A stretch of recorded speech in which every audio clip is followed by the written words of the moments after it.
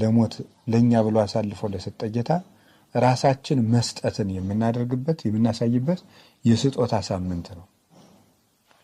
የምንሰግድበት የምንጸልይበት ምዕመናን በቤተክርስቲያን ተገኝተው ቀኑን ሙሉ ሲሰግዱ የሚውሉት በእኛ ስግደት ኃጢአታችን ይደመሰስልናል ብለን አይደለም፣ የእኛ ስራ ያጸድቅናል ብለን አይደለም።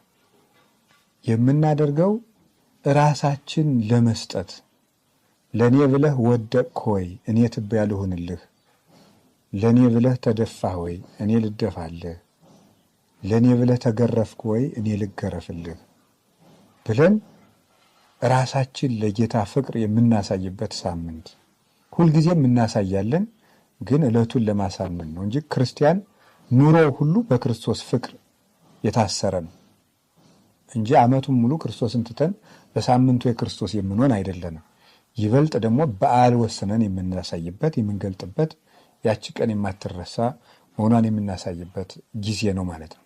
በዚህ ሳምንት ባልና ሚስት አብረው አይተኙም፣ የጣፈጠ ምግብ አይበላም፣ ቢቻል የጨው ቂጣ ባይቻልም ሰው ሁሉ እንዳቅሙ ጥሩ ውሃ ብቻ በመጠጣት ወይን የሚያሰክር መጠጥ ጣፋጭ መጠጥ ባለመጠጣት ምቹ ቦታ ላይ ባለመተኛት ስጋዊ ጨዋታዎችን ቀልዶችን ሁሉ በማስወገድ ዘፈን፣ ጨዋታ፣ ድልቂያ፣ ተድላ ደስታ በሕማማት የተደሰተ ሰው በትንሣኤ ሊያለቅስ ይገባዋል ይላሉ 318ቱ ሊቃውንት በፍትሐ ነገሥት ሲናገሩ። ድግስ የለም በዚህ ሳምንት። ይህን ሁሉ አስበን ከጌታ ጋር የምንታመምበት ሳምንት ነው። ከክርስቶስ ጋር የታመመ ሰው ከክርስቶስ ጋር ይነሳልና። እነዚህ ሕማማትም ለእኛ ክብሮቻችን ናቸው። ቅዱስ ዮሐንስ አፈወርቅ እንደተናገረ ይትባረክ እግዚአብሔር ዘሰመየ ሕማማተ ወልዱ ክብረ ወስብሃተ።